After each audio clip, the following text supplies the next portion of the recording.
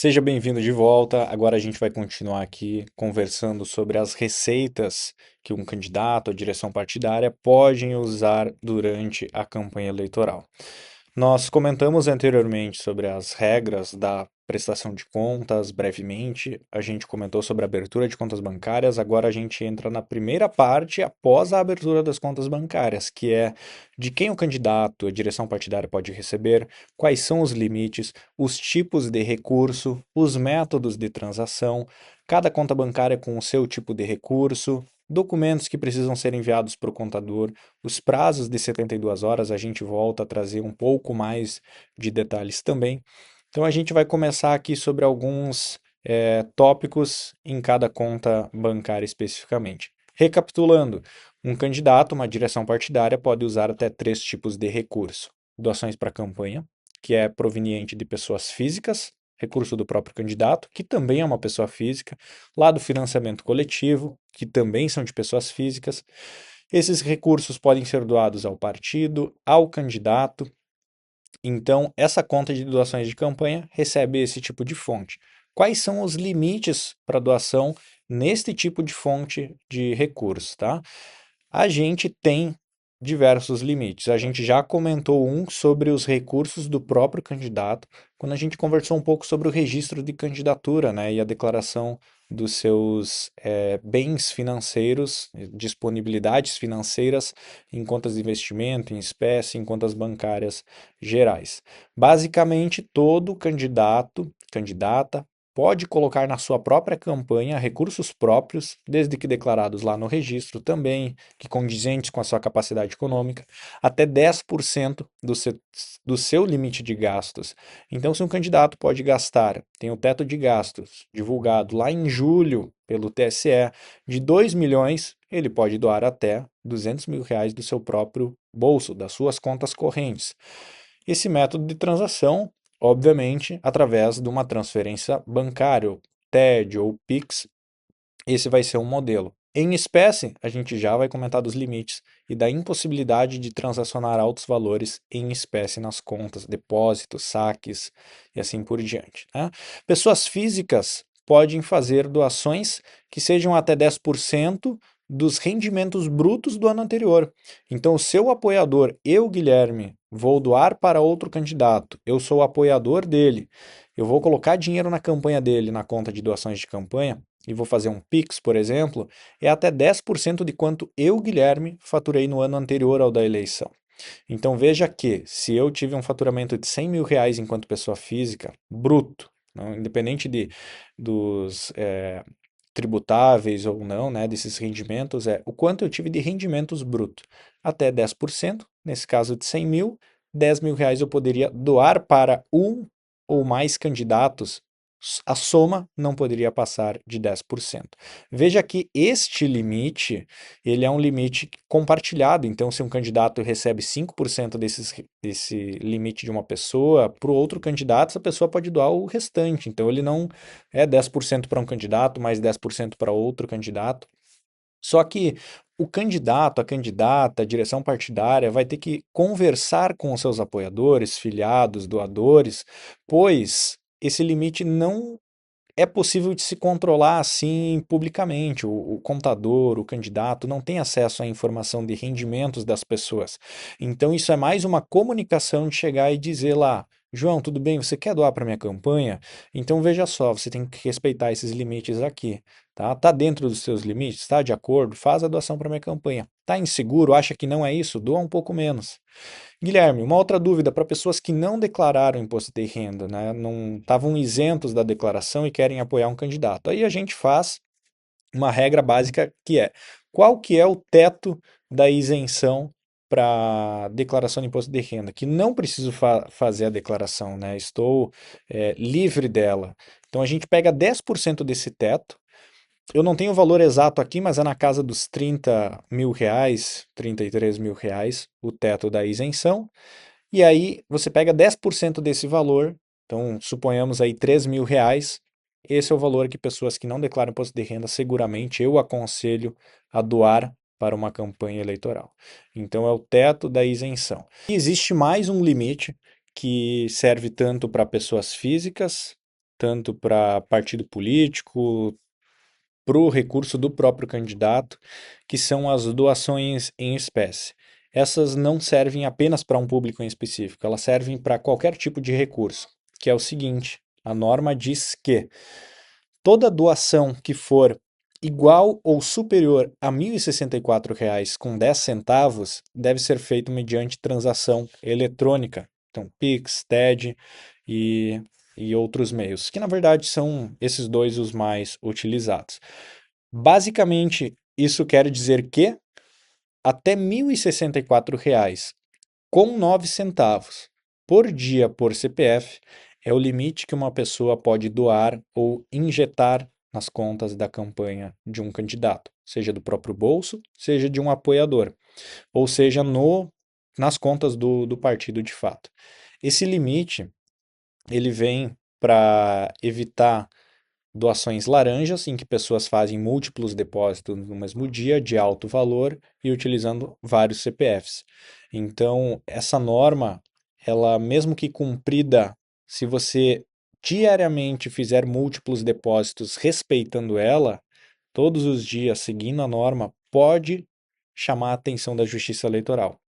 Então é muito importante que, se possível, faça o mínimo de depósitos em espécie, dias muito espaçados e a maior parte das transações receba por transferência eletrônica, no caso um Pix.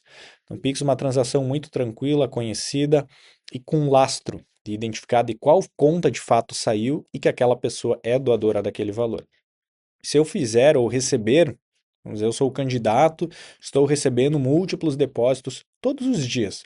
Todo dia um CPF vai lá e coloca R$ 1.000, aí mais R$ 500. Aí no outro dia 1.064. No outro dia botou mais 1.064. Veja que o limite do 1.064,09, ele é diário por CPF. Eu não estou descumprindo a norma, mas eu estou chamando a atenção. São muitos depósitos em espécie. A Justiça Eleitoral pode intimar o candidato para prestar esclarecimentos, pode chamar a pessoa física para comprovar a existência de fato desses valores em espécie, para entender se de fato ela possui essa capacidade de fazer essas doações. Então, essas são as normas para quando a gente fala em doações de campanha. Quais são os limites? Agora nós temos outras contas bancárias. Nós temos as contas do fundo eleitoral e do fundo partidário. A conta do fundo eleitoral, ela não possui permissão da gente receber os recursos de pessoas físicas, nem recursos próprios do candidato. Quais são as fontes que vão doar para esta conta bancária? O próprio partido político ou outro candidato. Esse outro candidato, inclusive, tem normas para o uso do fundo eleitoral, que a gente vai comentar mais para frente também. Do fundo partidário, da mesma maneira, a gente tem um fundo público que vem majoritariamente sempre do partido, mas pode vir também de outros candidatos. Então a gente falou doações do próprio candidato, de quem pode receber, quais os limites de doação e como receber então esses recursos. A gente aconselha sempre TED, Pix.